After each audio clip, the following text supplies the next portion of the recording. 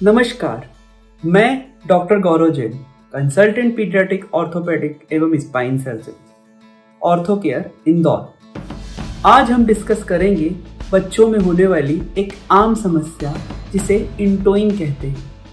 इंटोइंग एक ऐसी अवस्था है जिसमें बच्चा अपने पैर अंदर की ओर लेकर चलता है जबकि पैर सीधे होना चाहिए। इस अवस्था को कभी कभी पिजन टो भी कहते हैं। माँ बाप बच्चों में इंटोइंग जनरली तब ऑब्जर्व करते हैं जब बच्चा पैर चलना शुरू करता है।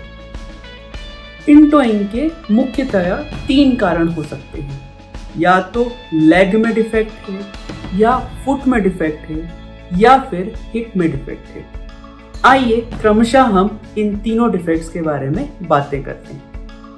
टिबियल इंटरनल टॉर्शन या इंटरनल टिबियल टॉर्शन एक ऐसी अवस्था है जिसमें बच्चे का पैर या टिबिया या लेग बोन अंदर की तरफ ट्विस्ट हो जाती है। यह कंडीशन जनरली 4 साल से छोटे बच्चों में पाई जाती है और इसका इलाज भी केवल ऑब्जर्वेशन ही होता है।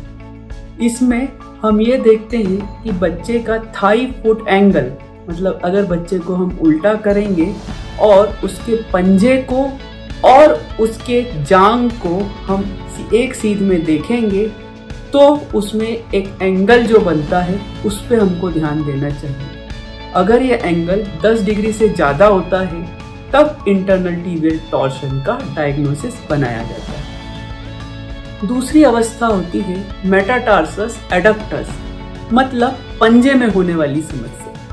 इस अवस्था में बच्चा जब पेट में होता है तो पानी की कमी के कारण या किसी और अवस्था के कारण उसके पैर की अवस्था अंदर की ओर मुड़ी हुई रहती है, जिसमें पंजे जो उसका अग्रभाग रहता है, फुट का अग्रभाग जो होता है वो अंदर की तरफ मुड़ा हुआ रहता है और हड्डियां अंदर की ओर टिल्टेड रहती हैं। यह अवस्था भी अगर बहुत सीवियर होती है तभी इसका कोई ऑपरेशन या इलाज की ज़रूरत होती है, अन्यथा यह कम सीवियर स्थिति में यह अपने आप ही या एक्सरसाइजेस से ठीक हो जाती है। इसको पहचानने के लिए अगर हम हील से, मतलब एड़ी से एक इमेजिनरी लाइन ड्रॉ करेंगे तो वह जनरली लाइन दूसरी टो के ऊपर क्रॉस करना चाहिए।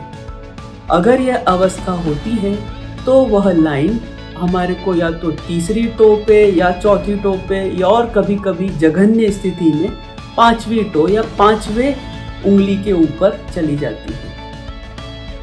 तीसरी अवस्था होती है जिसमें बच्चे के कूल्हे में डिफेक्ट होता है, जिसे हम फेमोरल एंटीवर्जन कहते हैं। फेमोरल एंटीवर्जन बच्चों में इंट्रायूटेराइन, मतलब जब बच्चा पेट में होता है तब उसके नेक और शैफ्ट, मतलब फीमर बोन के अगर हम 3 हिस्से करें तो हेड, नेक और शाफ्ट होती है। इस अवस्था में नेक और शाफ्ट के बीच का जो एंगल होता है उसको एंटीवर्जन कहते हैं।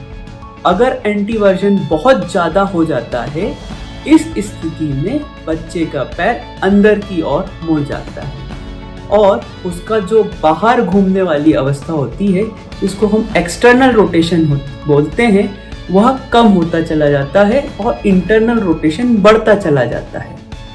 यही अगर हम बच्चे को जब हम उसकी रेंज, हिप की रेंज हम देखेंगे तो वह इंटरनल रोटेशन 70 डिग्री से भी ज़्यादा और एक्सटर्नल रोटेशन 20 डिग्री ही रह जाता, 20 डिग्री से भी कम हो जाता है, तब फेमोरल एंटीवर्जन का डायग्नोसिस किया जाता है।